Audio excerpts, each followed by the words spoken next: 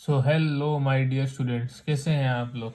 I hope कि आप सभी बहुत अच्छे होंगे और निरंतर अपनी पढ़ाई कर रहे होंगे। तो पिछले वीडियो लेक्चर में हमने भारतीय निर्वाचन आयोग की शुरुआत की थी और अनुच्छेद 324 तक का जो है हमने स्टडी किया था। आज हम अनुच्छेद 325 से लेकर अनुच्छेद 329 तक का जो है अध्ययन करेंगे। तो आइए हम शुरू करते हैं अनुच्छेद 325। तो अनुच्छेद 325, इसकी मैं पहले आपको व्याख्या कर देता हूं। अनुच्छेद 325 में क्या लिखा है, फिर मैं इसको लिख दूंगा। अनुच्छेद 325 में ये लिखा है कि जो निर्वाचन नामावली है उसको तैयार करने में धर्म, मूलवंश, जाति या लिंग के आधार पर भेदभाव न करना। सीधी सी बात यह है कि जब भी निर्वाचन नामावली, जिसे हम इलेक्टोरल रोल या वोटर लिस्ट कहते हैं, उसका जब भी जो है निर्माण किया जाएगा तो उसमें धर्म, मूलवंश, जाति या लिंग और अन्य आधारों पर जो है भेदभाव नहीं किया जाएगा। कोई किसी भी धर्म का व्यक्ति ये नहीं कह सकता कि मेरे को तो अलग निर्वाचन नामावली में मेरा नाम जो है दाखिल किया जाए, या कोई अलग जाति का कोई भी व्यक्ति विशेष नहीं कह सकता, ना ही कोई लिंग के आधार पर कोई कह सकता है कि मेल का अलग या फीमेल का अलग। ठीक है, तो ऐसा कुछ भी नहीं है। एक ही नामावली तैयारी की जाएगी, उसी के अंदर सभी धर्म के, सभी मूलवंश के, सभी जाति के, सभी लिंग के जो है मतदाताओं को जो है शामिल किया जाएगा। तो आइए इसे हम लिखते हैं। निर्वाचन नामावली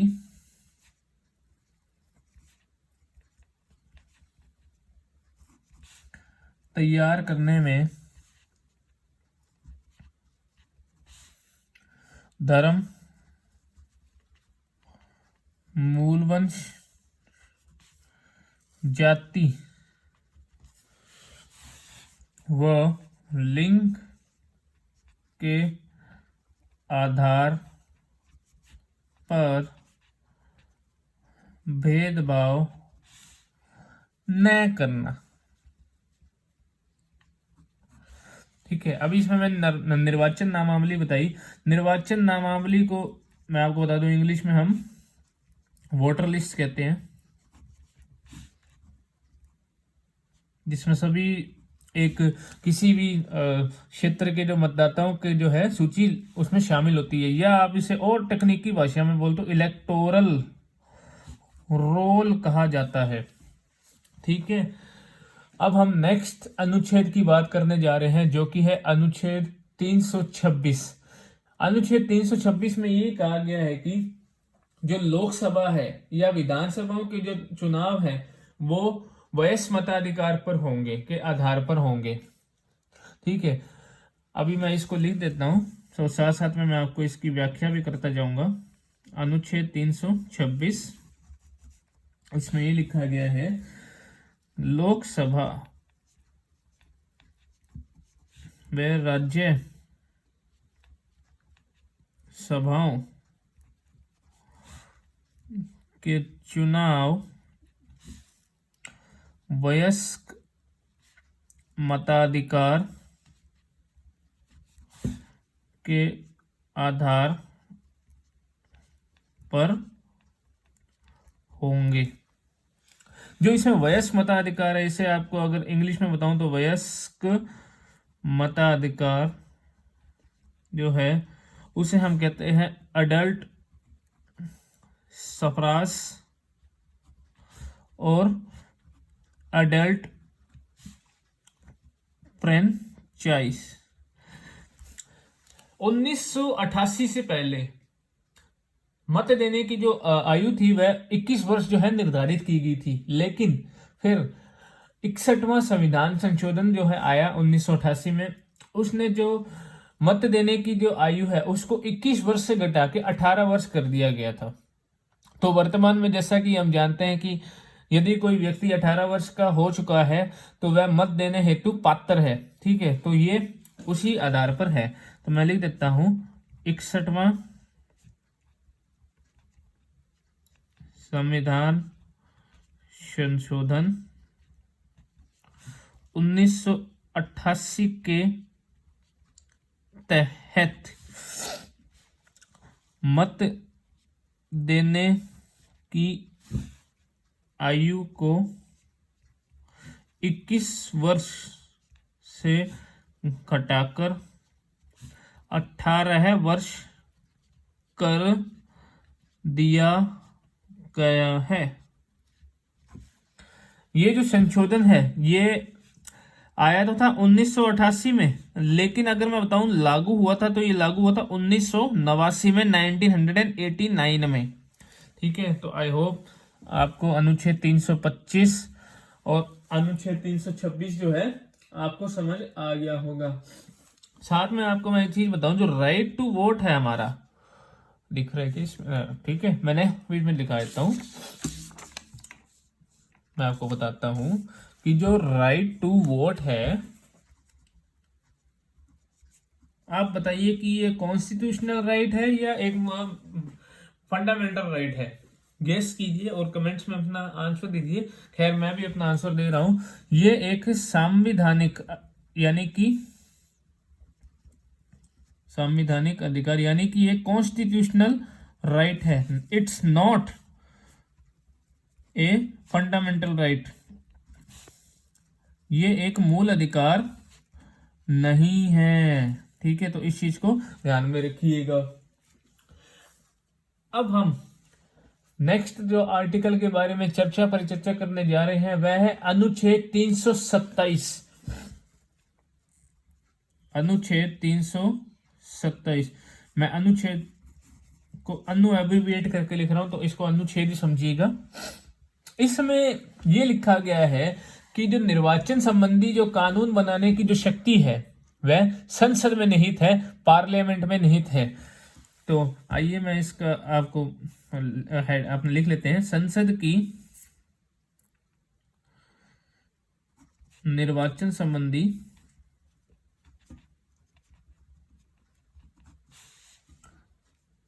कानून बनाने की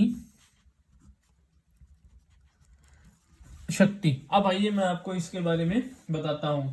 देखो क्या होता है, चाहे निर्वाचन चाहे विधानमंडल के स्तर पे हो या संसद के स्तर पे हो, दोनों ही स्तरों पर जो है निर्वाचन के संबंध में कानून बनाने की जो शक्ति है वह हमारे संसद में निहित है।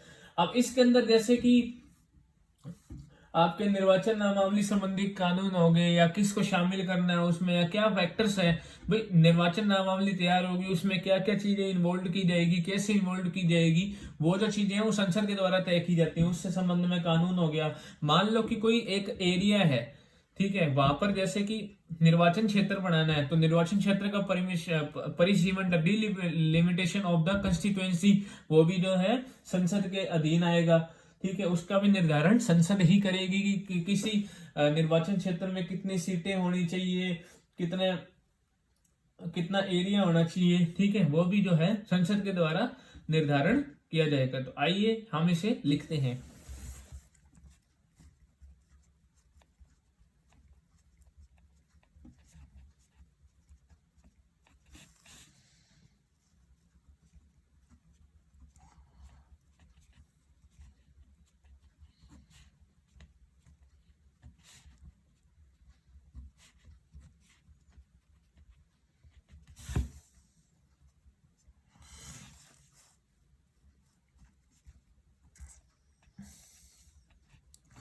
तो मैंने लिखा है कि विधानमंडल व संसद के निर्वाचन संबंधी कानून बनाने की शक्ति किसमें निहित है, हमारे संसद में निहित है। तो अब इसके अंदर जैसे कि मैं बता रहा हूं, जैसे कि एक में जैसे निर्वाचन नामावली संबंधी कानून हो गया आपके, ठीक है। दूसरा आपका निर्वाचन क्षेत्र का परिसीमन हो गया, ठीक है। तो ये जो चीजें है ना, इसका जो निर्धारण है वह संसद ही करता है, ठीक है। तो अब हम नेक्स्ट आर्टिकल के बारे में पढ़ने जा रहे हैं जो कि है आर्टिकल 328।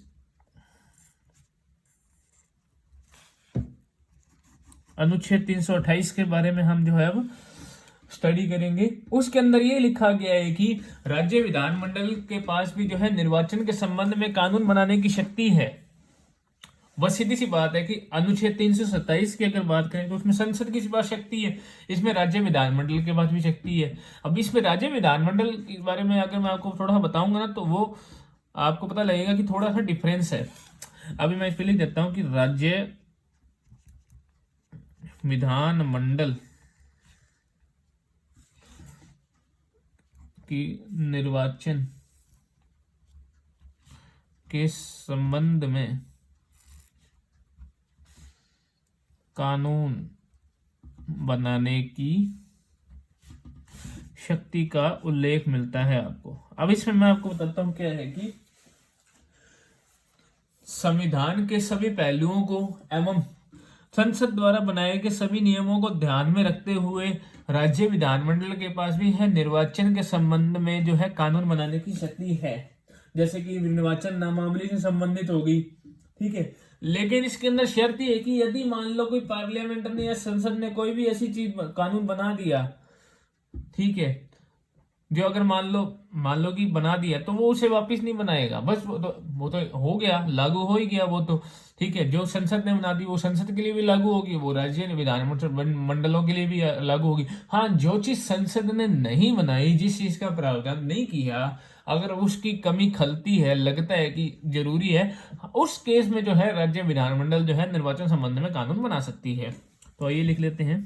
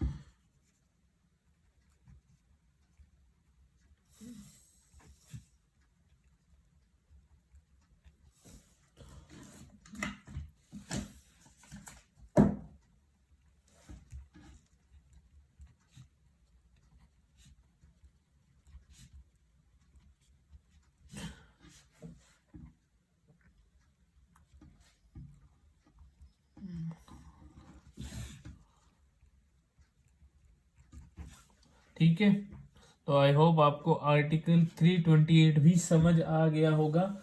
इसके अंदर वही है जिसमें अभी आपके और मैं बता देता हूँ, जैसे कि निर्वाचन नामावली संबंधी,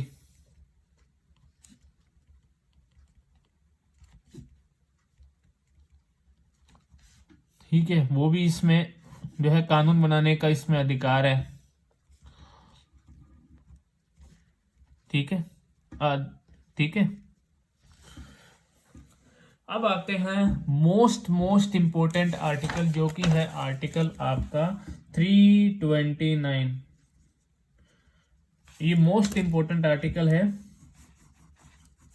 अब इस आर्टिकल में मैं आपको बताऊं, निर्वाचन संबंधी मामलों में न्यायालय का हस्तक्षेप ना होना। हाँ, अब इसमें जो है न्यायालय की शक्ति को कहीं ना कहीं जो है सीमित किया गया है। तो मैं इसमें हेडिंग लिख देते हैं अपने, निर्वाचन संबंधी मामलों में न्यायालय का हस्तक्षेप न होना। अब इसमें क्या है मैं आपको बताता हूं। सुप्रीम कोर्ट हो गया, हाई कोर्ट, डिस्ट्रिक्ट कोर्ट, कुछ मामलों में जो है इन पर जो है उनमें जाकर आपने चैलेंज नहीं किया जा सकता। निर्वाचन संबंधी मामले, कुछ ऐसे मामले हैं जिनको आप supreme court, high court, district court में जाके चैलेंज नहीं कर सकते। इसके अंदर एक नंबर पे आता है, ऐसे आप किसी भी कानून को जाकर जो है वहां चैलेंज नहीं कर सकते जिसमें इस चीज का निर्धारण किया गया है कि कैसे कोई कंस्टिट्यूएंसी है उसके अंदर, ठीक है, कौन सी कंस्टिट्यूएंसी बनाई गई है, किन आधारों पर बनाई गई है, क्षेत्र का परिसीमन कैसे किया गया है, ठीक है, कितनी सीट्स अलॉट की गई हैं, ठीक है। जैसे कि मैं आपको एग्जांपल देता हूं, जैसे कि यहाँ देखिए आप, जैसे कि ये कोई एक जगह है, ठीक है। अब मान लो कि यहाँ पर जो है कॉन्स्टिट्यूएंसी बनाना है, ठीक है। अब हो सकता है कि इसको ऐसे भी करके बनाया जा सकती है कि दो कॉन्स्टिट्यूशन बना दी, कॉन्स्टिट्यूएंसी बना दी, ठीक है। या हो सकता है कि ऐसे भी हो सकता है कि ऐसे कुछ करके 4 कॉन्स्टिट्यूएंसीज बना दी। अब यार ये देखो, ये तो डिपेंड करता है ना कि कैसे बनाएगी, ये कुछ लॉज है, नियम्स हैं, ठीक है। तो हम ये नहीं कह सकते कि यहाँ पर जो है यहाँ पे तो 4 बना दी, 4 बनानी चाहिए थी, ठीक है, यहाँ पे 2 बनानी चाहिए थी, ऐसे नहीं कर सकते। जो बना दी, ठीक है। और वहां पर सीटों का आवंटन कैसे हुआ है, कैसे नहीं हुआ, वह हम जो है न्यायालय में जाकर के उसकी जो है चुनौती नहीं दे सकते। जो चीज हो गई इसमें हो गई, इसको चुनौती नहीं दी जाएगी। तो आप लिखिए,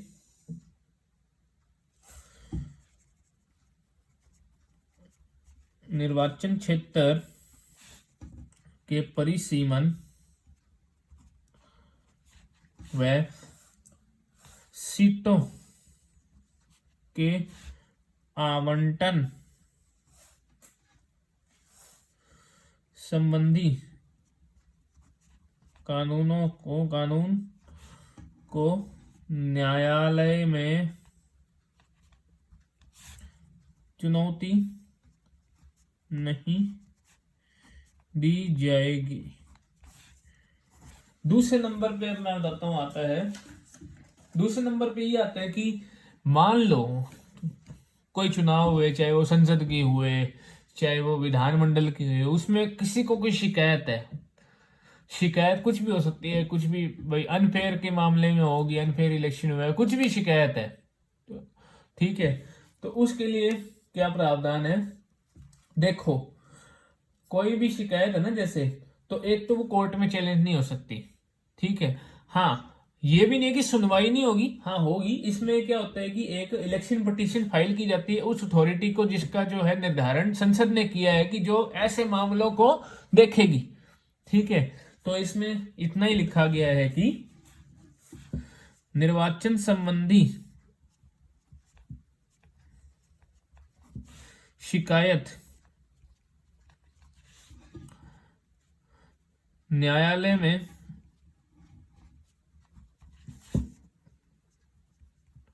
चुनौती नहीं दी जा सकेगी।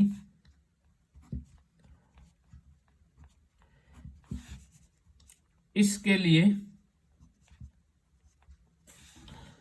इलेक्शन पिटीशन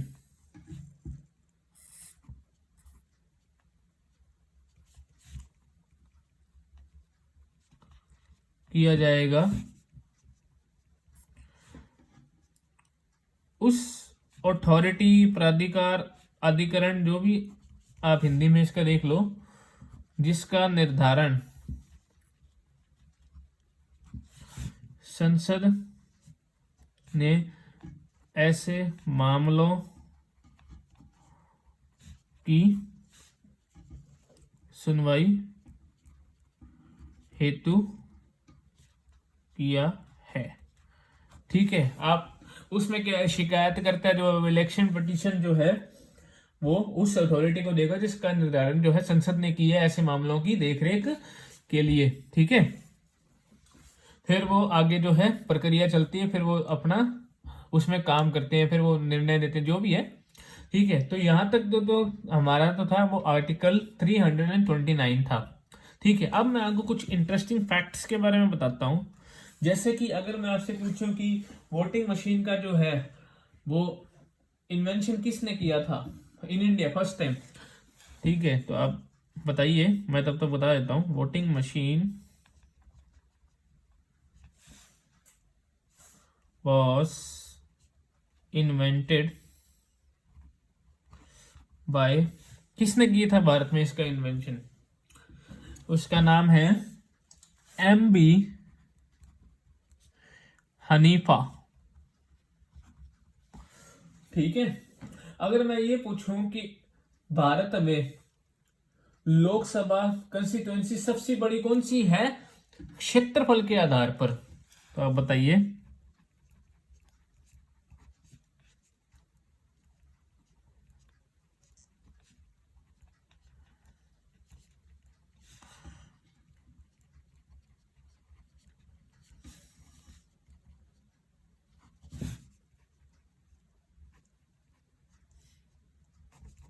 वो है लद्दाख।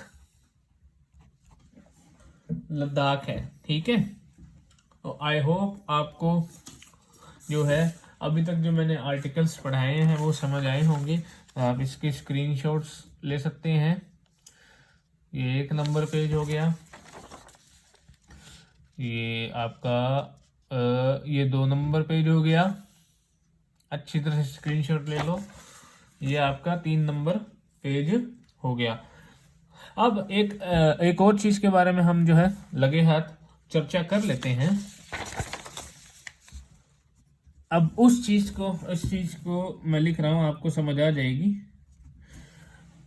जैसे मैंने यहाँ लिखा है आप समझ गए होंगे। इसकी फुल फॉर्म मोस्टली स्टूडेंट्स को पता होगी, फिर भी मैं लिख देता हूं। इसकी फुल फॉर्म होती है systematic voters education and electoral participation. Electoral participation, ये इस चीज की पूरी फुल फॉर्म है। आप ध्यान से इसको समझ लीजिएगा। अब क्योंकि आप इसकी फुल फॉर्म से आप समझ रहे होंगे कि ये किस चीज के बारे में है, तो चलो मैं आपको बता देता हूं। जो है इसका जो गठन जो है, सबसे पहले जो शुरुआत है इसकी 2009 में हुई थी झारखंड से। जो इसका उद्देश्य ये था कि जो मतदाताओं को शिक्षा देना, जानकारी देना कि आपके मतदान करने के क्या क्या फायदे हैं, ठीक है, क्या फायदे हैं, ठीक है, और उनको अवेयरनेस लाना इस चीज में कि आप मतदान कीजिए। क्योंकि हम देखते हैं कि बहुत से लोग मतदान नहीं करते कभी कभी हम, ठीक है, और मतदान होते भी 5 साल में एक बार है। तो हमें हमें जो है मतलब इसके द्वारा जो है जानकारी दी जाती है कि आप मतदान कीजिए, आप वोट जरूर दीजिए, ठीक है, अपने प्रत्याशी की पहचान कीजिए, वोट जरूर दीजिए, ठीक है। ये ना हो कि आप अपना वोट ना दें, फिर इससे कोई क्या सही नहीं है ना, ठीक है। तो हमें वोट जरूर लेना चाहिए, ठीक है। उसके बारे में जो है ये जो है जानकारी प्रदान करता है। अगर मैं राजस्थान के परिप्रेक्ष्य से बात करूं तो 2013 में इसकी शुरुआत हुई थी राजस्थान में भी। अगर मैं आपको बताऊं, राजस्थान में भी अपने जो है जयपुर में पहला मतदाता जागरूकता केंद्र जो है स्थापित किया गया था, ठीक है। तो इतनी जानकारी है, और साथ में बस इतनी है, ठीक है। तो मैं लिख देता हूं, इसकी जो शुरुआत हुई थी, ये शुरू कब हुआ था, 2009 में, ठीक है। और सर्वप्रथम कहां पे, झारखंड में। कहां पे, झारखंड में हुआ। अब इसका उद्देश्य क्या है, इसका उद्देश्य है आयोग द्वारा मतदाताओं को के शिक्षण, जानकारी, संवाद स्थापित करने हेतु। सीधी सी बात है, ये तो बस एक अवेयरनेस के लिए है, भाई आप मत दें, ये है। आपने देखा होगा बहुत से बड़े बड़े सेलिब्रिटीज भी जो है अवेयरनेस में शामिल हैं। वो भी टीवी एड्स में आपने देखा होगा आते हैं इस के माध्यम से, इस प्रोग्राम के माध्यम से वो अवेयरनेस देते हैं कि मत दीजिए, वोट दीजिए, मत दीजिए वो मत समझना आप, मतलब मेरे कहने का है वोट दीजिए, ठीक है, वोट की वैल्यू है, ठीक है। फिर इस राजस्थान के परिप्रेक्ष्य से बात करें, राजस्थान में ये शुरू हुआ था सन 2013 में, और जयपुर में पहला मतदाता जागरूकता केंद्र स्थापित है।